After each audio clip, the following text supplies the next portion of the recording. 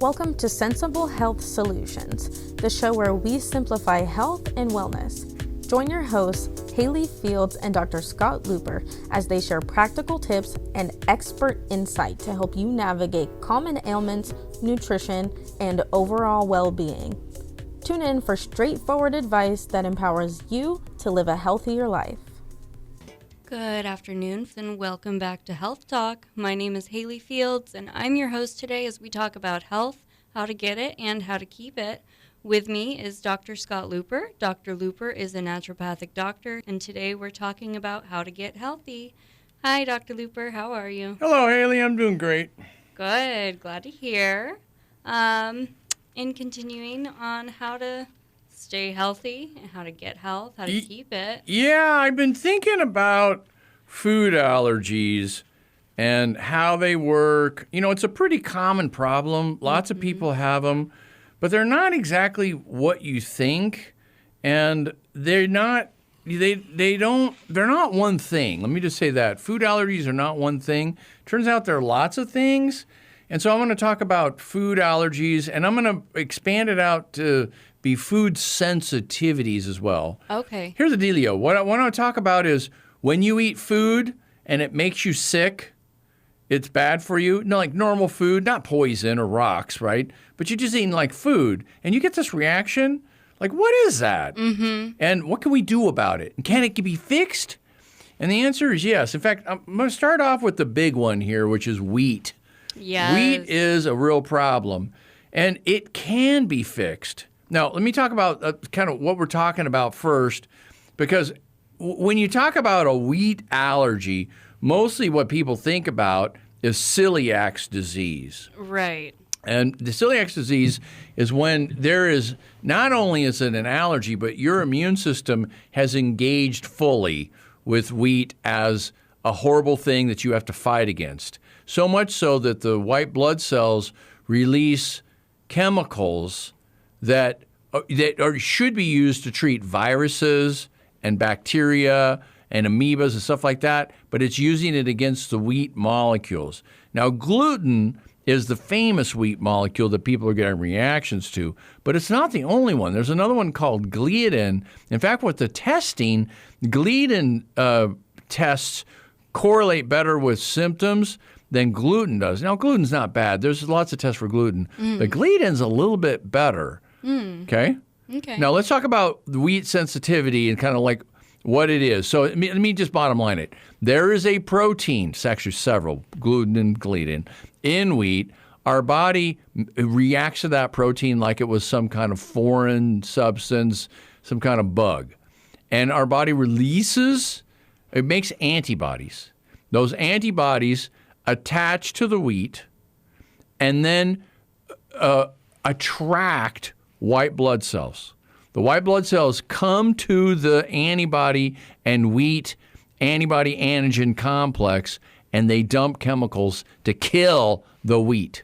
Now, the wheat actually is dead, but our body doesn't act like it is. It acts like it needs to kill it. Right. Now, this is, lovely, except for anything that's nearby is going to get killed. That is us, because this all happens inside our body. Particularly, you nail it down, it's the lining of our digestive system, because that's where most of this wheat is.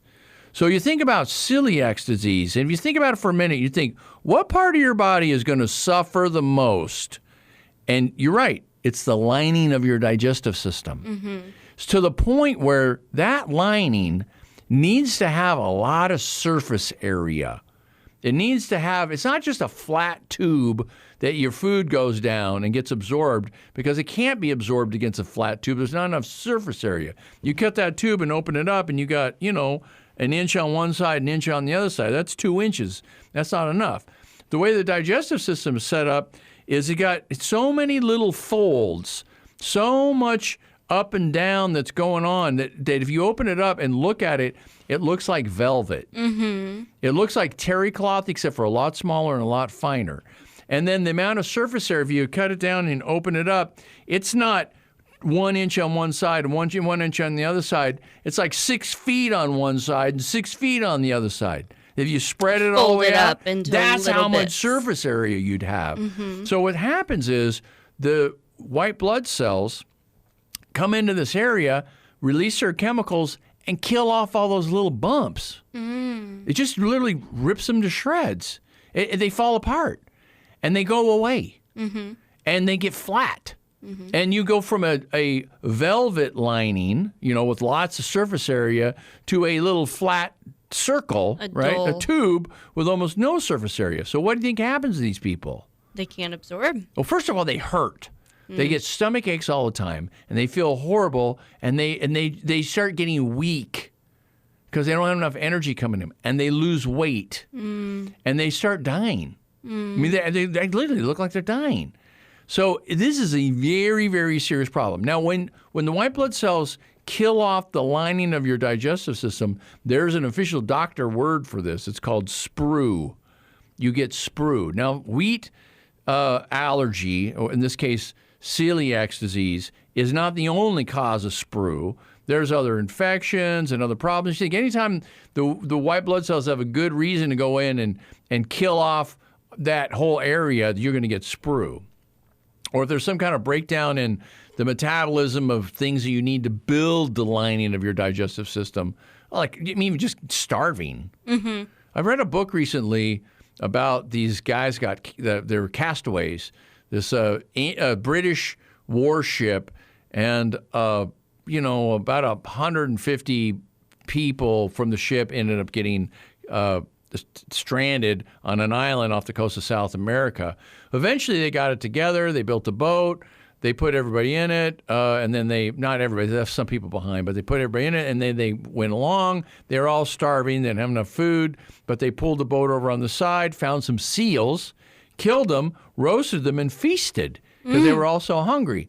And bunches of these starving sailors died because they were eating too much. And their digestive system had broken down to the point where they basically had sprue.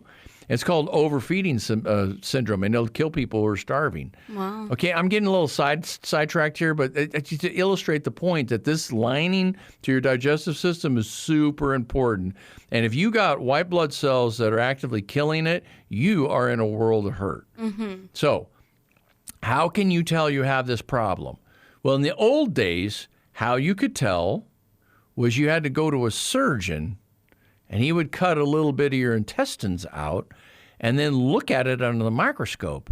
If those villi, which should go up and down and up and down and up and down, make these little finger-like projections, at least they look like fingers when you're looking under the microscope, if they're there, then you don't have sprue. If they're gone, or they're nubs, instead of sticking out into a nice long finger-like projection, you got this teeny little bump, then you got sprue, and that's how they would be able to tell if you had it.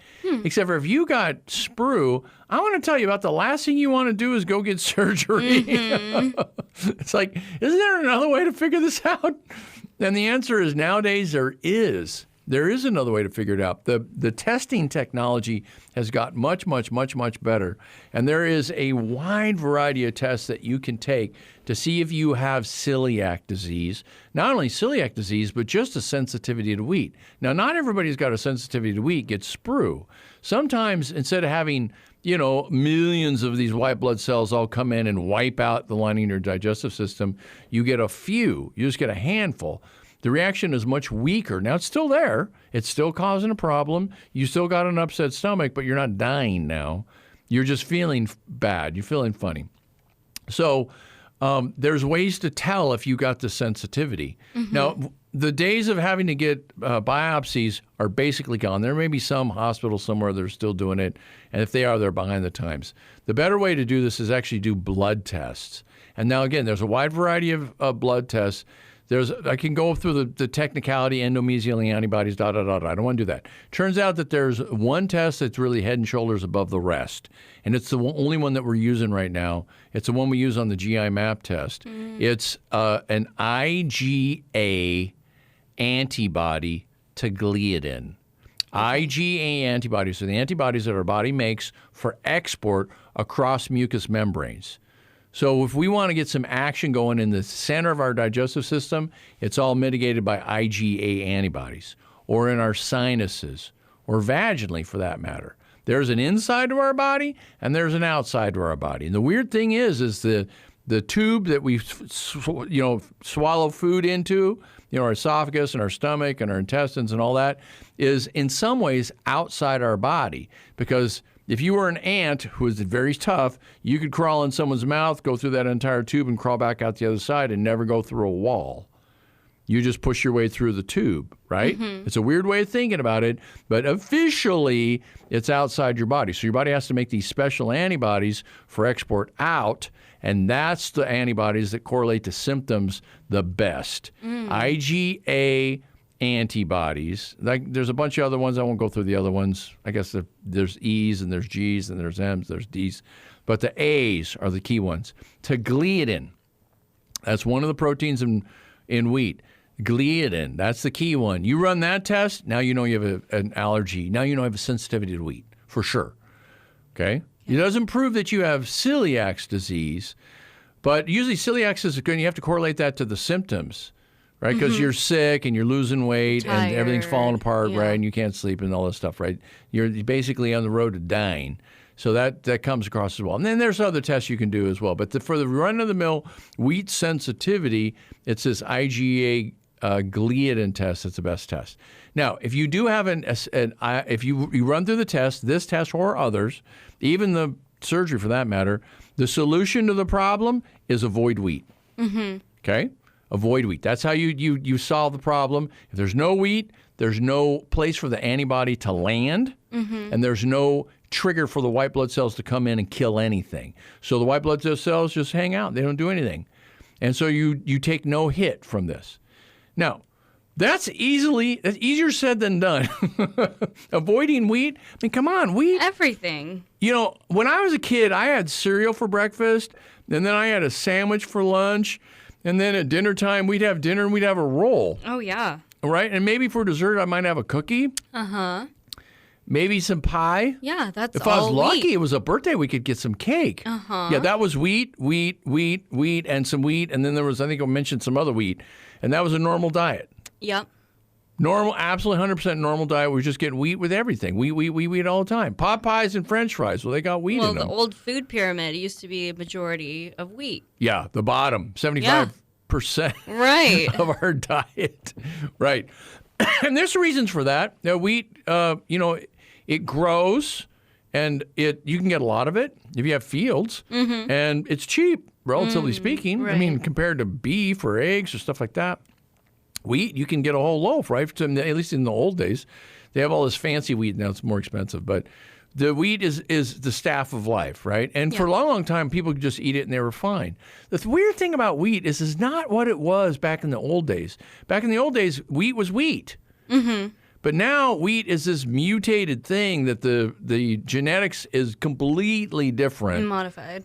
Than it ever was before. And it's not just GMO stuff. It's also just the old-fashioned, we want to grow more wheat. So what happens is occasionally there'd be these mutations and the number of chromosomes would double. Instead of having, 28 chromosomes, we get, 52 chromosomes.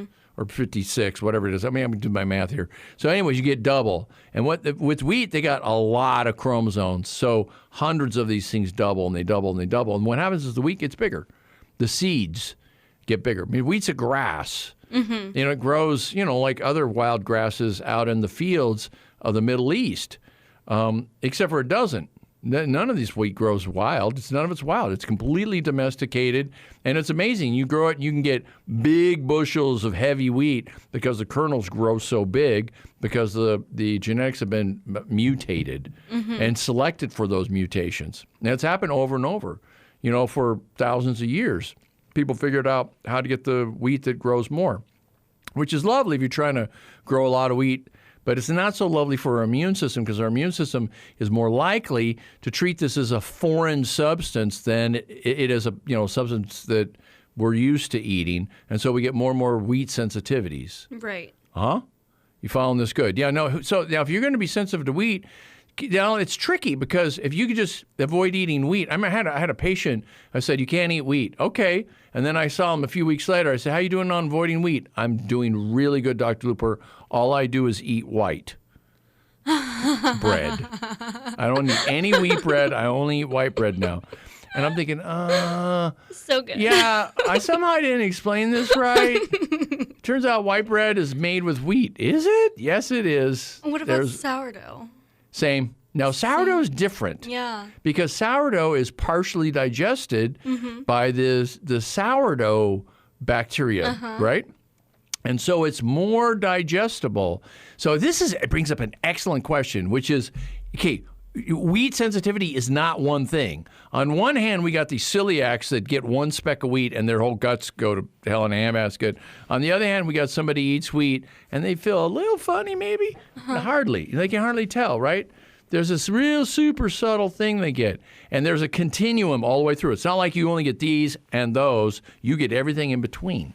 Huh. And so the sensitivity that someone has is not just to wheat, can be to a bunch of other related things. So let me give you an example. There's a kind of a wheat, it's an old-fashioned wheat, actually the kind that grows wild out in the bushes in the Middle East. It's called einkorn. And einkorn you can grow. Now, the production is not that good, so you have to charge more money for it, and boy, do they ever. But you can make loaves of bread from einkorn.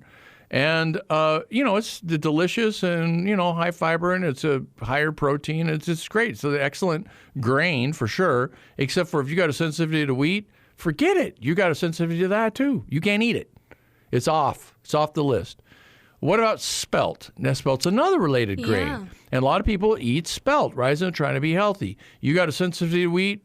Forget it. It doesn't go. Oh. It's too much. Okay, what about rye? You can do rye, right? It makes a dark, heavy loaf, but it's still good. It's nutty. It's tasty. Let's do rye. No, doesn't work. What about barley? No, too closely related. What about oats? No, there you go. Oats are more distant. Have you looked at the family tree for all these grains? Because they're all pretty closely related.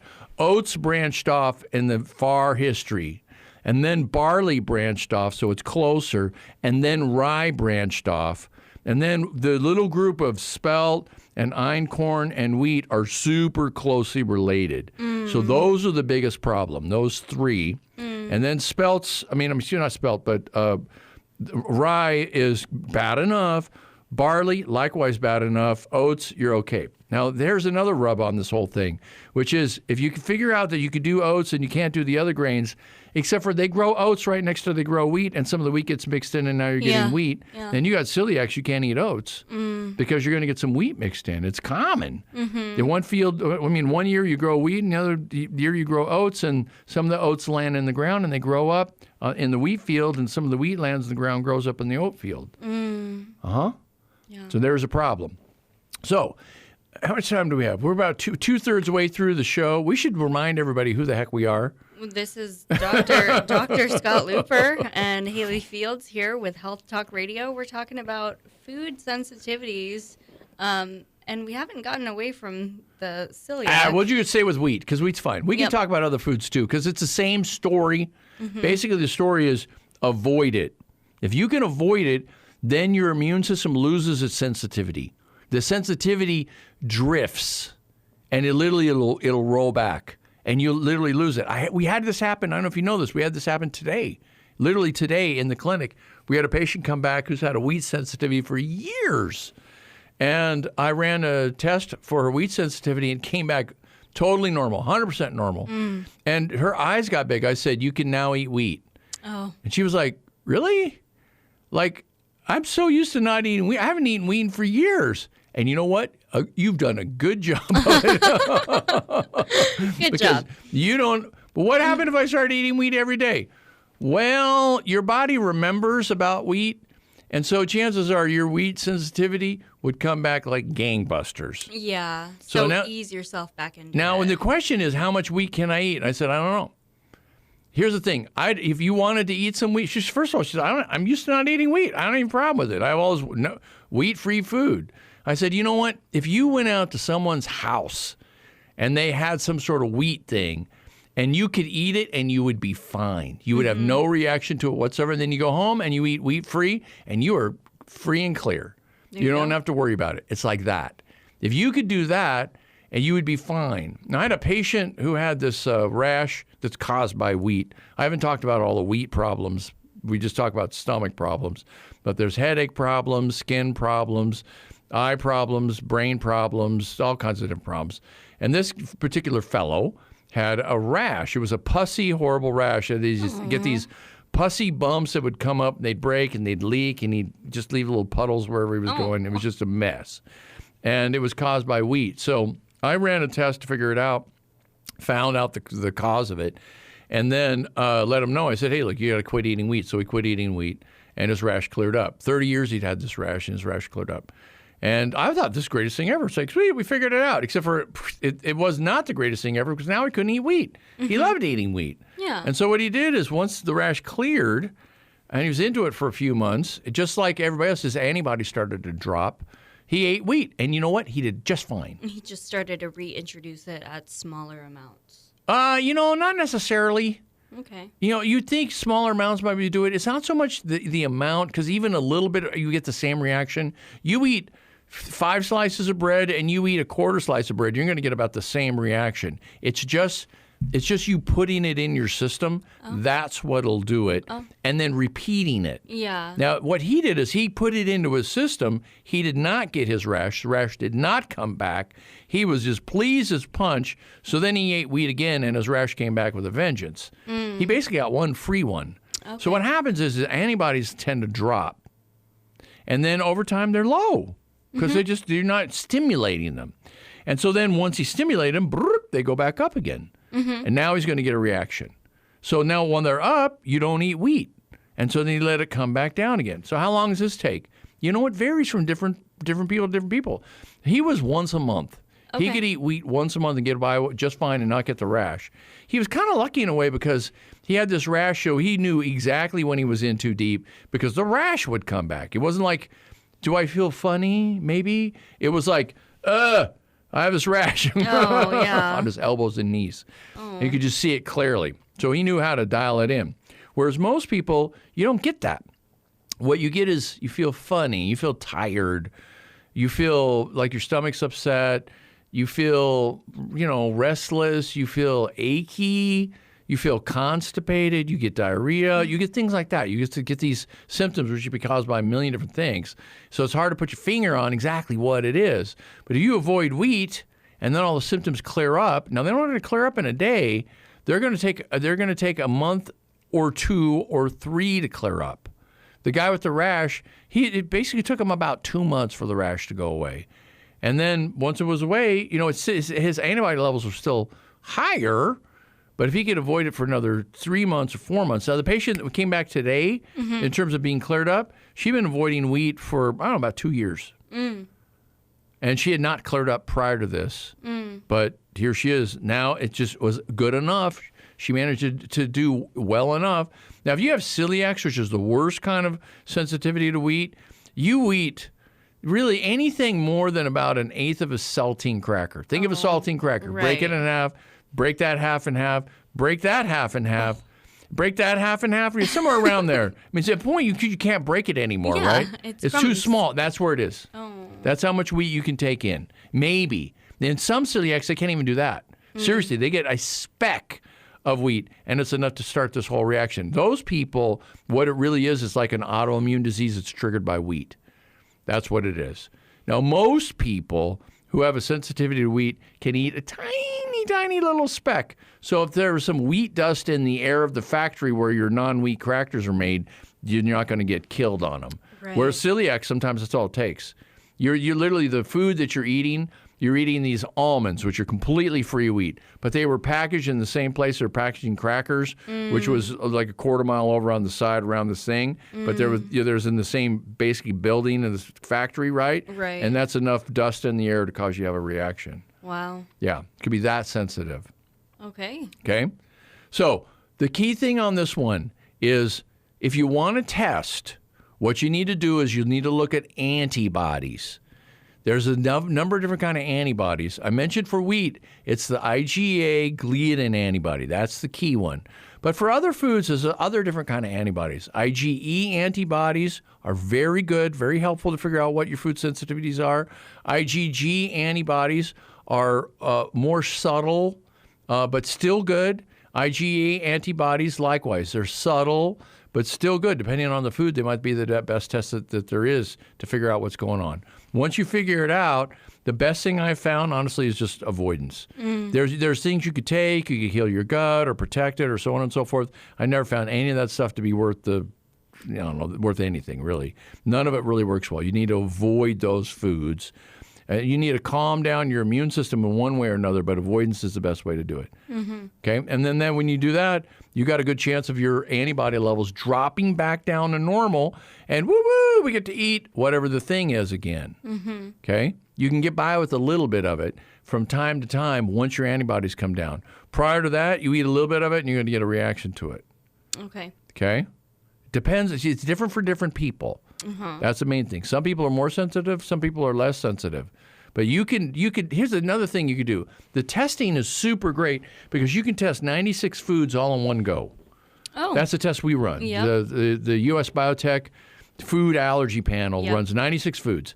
Now you could go on a hypoallergenic diet and eat foods from different families every day of the week. Like one day you eat watermelon, the next day you eat peaches. Those are totally unrelated plants. So if you just eat watermelon once a week, it's hard to get a sensitivity to it. So there's this diet that we have that was designed to help people with allergies eat the least allergic diet you possibly can. Now, once you do that for 3 weeks, 4 weeks, somewhere around there, then you can start introducing regular food in one at a time and seeing if you're going to get a reaction. Now, it's a lot of work to do. People have done it. I've helped people do this thing. It's been really super helpful. But honestly, when you get down to it, it's easier to run the test because then bam, 96 foods. Because if you're going to check a new food every 2 weeks, right? How long is it going to take you to check 96 foods? You're going to be at this a while, a couple of years of trying to figure out what you can eat and what you can't eat, right? So you can do it that way. And honestly, it's the best way to do it because food allergies are not always caused by antibodies. Sometimes people are having reactions to food. I'll give you an example. Monosodium glutamate. Lots of people have an allergy to monosodium glutamate. They get a reaction to it. No, they don't. That's not an allergy. That's a drug reaction. They're literally reacting to the monosodium glutamate because it's got glutamate in it. And it turns out it affects your brain. It's a stimulatory neurotransmitter is what it is. And you're getting symptoms. You get that racy heart. You get that panicky feeling. This is a drug effect. It's not an allergy. It's a drug effect is what it is, right? Right. So, foods have different ways of getting at you, different ways of doing this. The antibodies is the most common way. So if you have to pick any way to figure out your food allergies, that's the one. You're going to get the biggest bang for your buck by checking your antibodies. But you got to keep your wits about you. You got to keep your mind open. Here's the thing: the ultimate test. You eat it, you get a reaction. You don't eat it, the reaction goes away. That is the gold standard for food allergies, without a doubt. No matter what the tests say. You eat it, you get a reaction. You don't eat it, the reaction goes away. You eat it, and get a reaction. You have literally proven by doing those 3 steps. Eat it, don't eat it, eat it. That is proof that you have a reaction. Okay? So we're just clear. What is proof? Well, maybe I was reacting to something else. No, I'm telling you right now, that's the proof. That's close enough. If you go into the nth degree of proof, you never prove anything. You gotta say this constitutes proof. There's enough evidence here to say we got a problem. That's it. Eat it, get a problem. Don't eat it, the problem goes away. Eat it, get a problem. There you go. Okay. You got the proof in the pudding. I think we're out of time. Oh man. We only talked about wheat. We talked about wheat. We'll talk about other food sensitivities. It's only a half-hour show. What are you going to do? Yeah, I think this helps out a huge demographic of people out there. Yeah. Hopefully you'll be with us next week. In the meantime, stay safe, stay healthy, and stay in touch. Thanks for tuning in to another episode of Sensible Health Solutions. We hope you found today's discussion enlightening and packed with practical tips to enhance your wellness journey. Remember, small changes can lead to big results. If you enjoyed the episode, don't forget to subscribe and leave us a review on your favorite podcast platform. Your feedback helps us bring you the best content possible. Stay connected with us on social media for more health insights and updates. You can find us at Sensible Health Solutions across all social platforms. Until next time, stay sensible and stay healthy.